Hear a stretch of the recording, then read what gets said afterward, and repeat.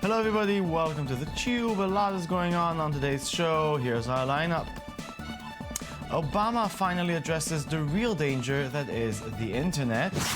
Kazakhstan is not only a leader in exporting potassium, the Israeli startup that can change the world and your kitchen. Google's Project Loon is going up, up, up.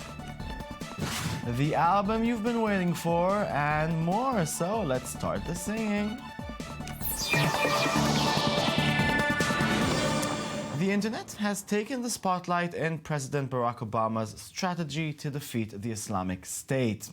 In an Oval Office address to the U.S. on Sunday night, Obama said he would, quote, urge high-tech and law enforcement leaders to make it harder to use technology to escape from justice.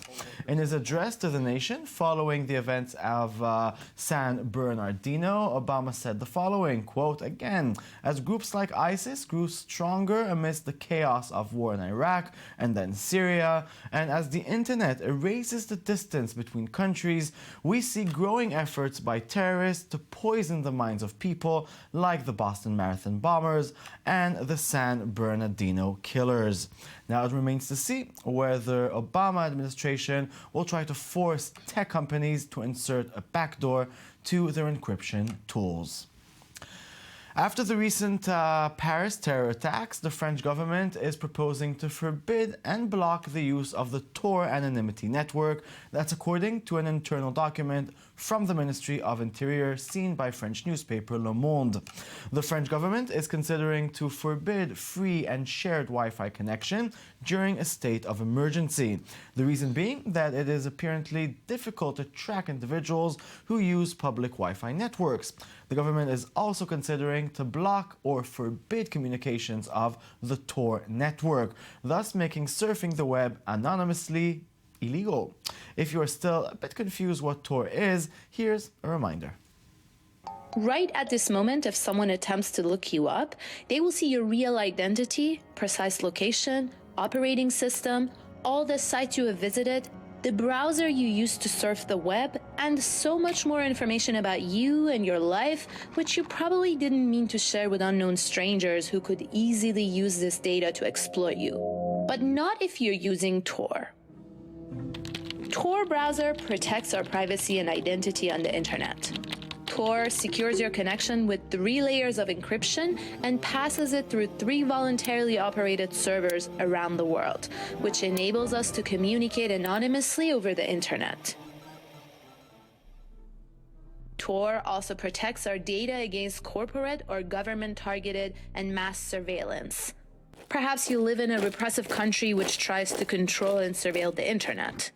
Or perhaps you don't want big corporations taking advantage of your personal information. Yeah, we'll keep you updated on these followings.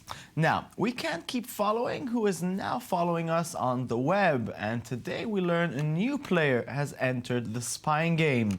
Kazakhstan announced it plans to spy on all internet traffic, encrypted or not, starting January 2016.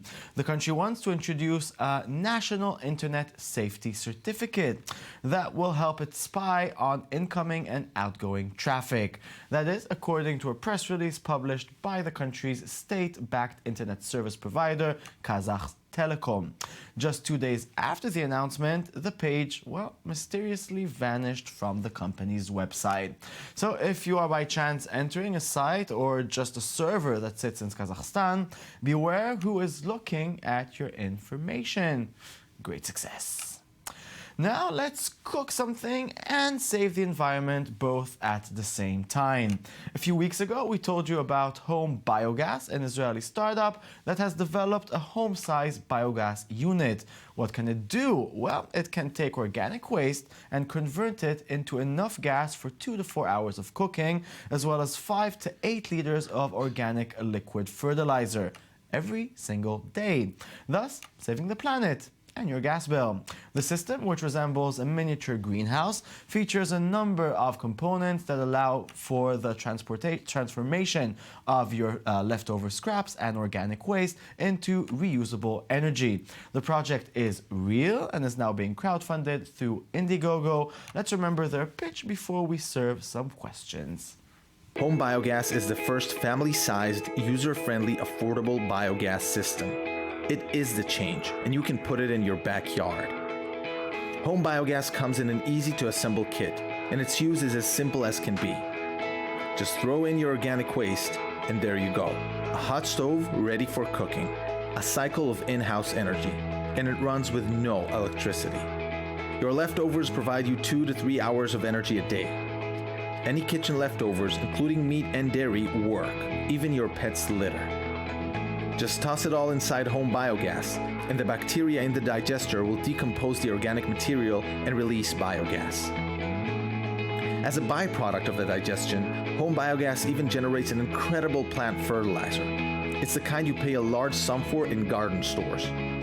In this manner, HomeBiogas creates an eco-cycle. Waste turns into gas and fertilizer. Fertilizer is used to grow food, and gas to cook it. Leftovers are more waste. With me in the studio is Ron Yariv, Marketing Manager at HomeBiogas. Good evening. Good evening. Thanks for hosting. Thanks for being here. So tell us, how did the biogas come to be? Well, it started actually, the company exists 3 years ago, but the idea started 8 years ago when Yair, the founder, actually saw the first biogas system in India, and he has the whole vision of bringing this idea to every home.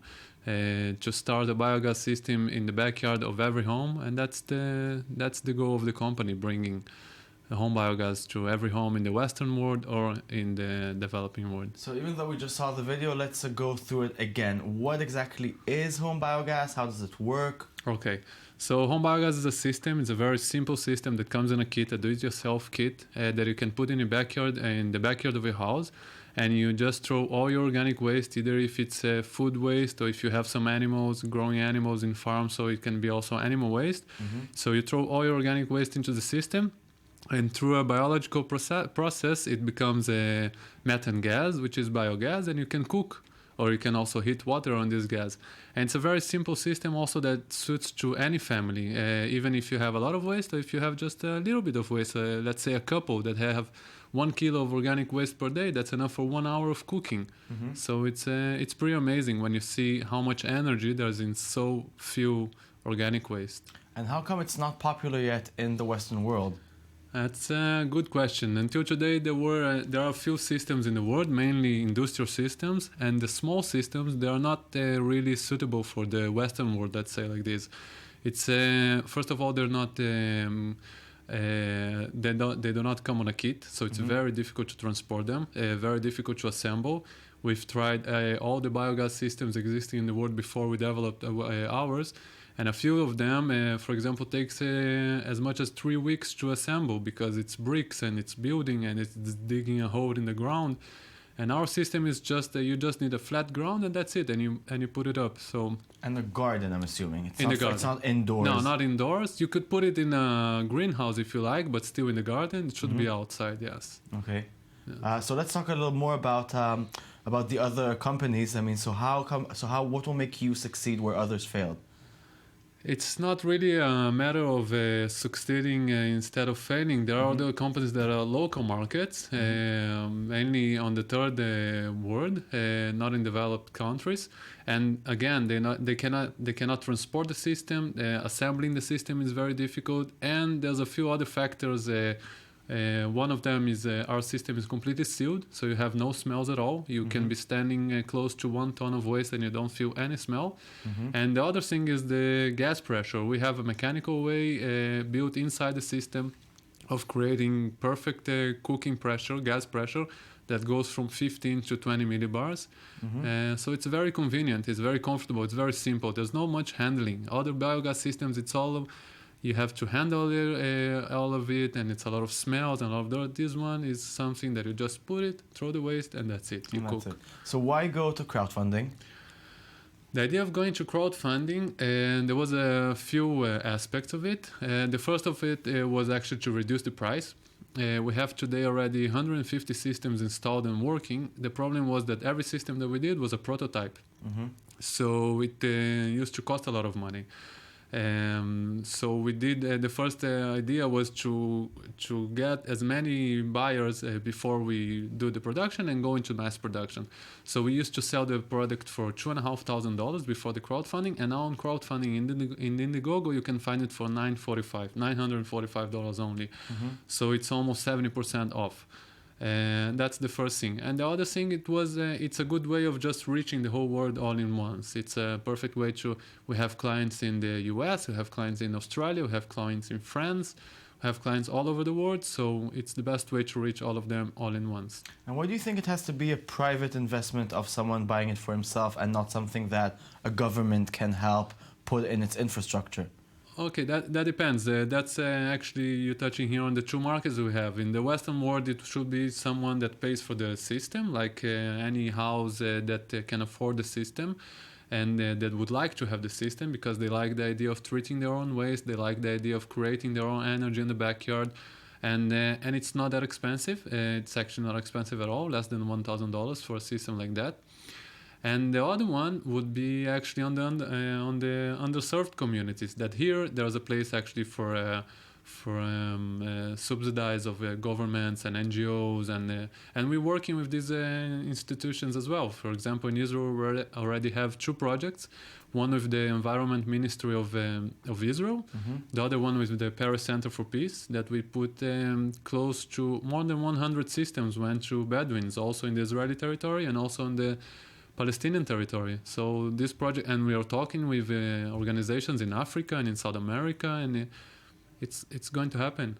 This is the way. Okay, so let's finish up with imagining what will happen if many people will use it. Will it have an impact on our Earth or something? Definitely, yes, definitely. The biogas system, not only your own benefit as a person, you also benefit the world because first of all, you're not emitting a lot of gas to the atmosphere. Like, for example, if a truck comes to pick up your waste, you're treating your own waste. And the most important one is you're not emitting landfill gases. When you throw your waste, you're actually landfill gases are emitting to the atmosphere, which is the most hazardous gas. We're even now, in this moment, in this week, all the three founders of the company are in the COP21 in Paris, the climate summit. And this is a sign that they chose us to come and present because this can be a solution that comes from the ground. It's not making a solution on the big level. It's each person can make their own, and like this we can change the big picture. I agree, that's the way to change the world. Well, thank you very much for coming here and for the product itself. It's brilliant. Thank you very much. Okay, moving on. Google's balloon-based internet for everyone strategy, Project Loon, continues to build momentum. Now the Indian government has cleared the project for testing over its skies. As much as 2/3 of the world's population does not yet have internet access, and the company is seeking to address this with a network of internet beaming balloons in the atmosphere that it hopes will provide a continuous data service to people living below their path. Nat and Lo, two Googlers who like to make videos of things within the company, just made a video while getting a closer look at the weird project by Google. Here is a part of that video. After 6 or 7 months of testing and refining everything about their process, how they make the balloons, how they package them, how they unpackage them, how they launch them, they were able to take their balloons from lasting 5 days to... We are able to successfully get our balloons to last more than 100 days. Our longest lasting balloon was 187 days. Which basically means it went around the world like 10 times. It's like a big noodle. So even though the balloons are lasting longer these days, there's still plenty of things to test. Right now we're doing a bunch of tests to inflate to different pressures. So every 100 pascals, we're taking measurements on the film for strain and stretch. And they do this to purposely pop the balloon so that they can learn more about its strengths and weaknesses. I noticed my hands just barely touching it were like... And here is the news you've been waiting for. Little Bob, a cat made famous because it looks adorably deranged, released an album this week. It's 10 tracks long. It's called Science and Magic, a soundtrack to the universe. Here's what rockstar and Lil Bob musical collaborator Andrew WK had to say about the album. Quote, "First of all, it should be understood that this album is a genuine musical experience.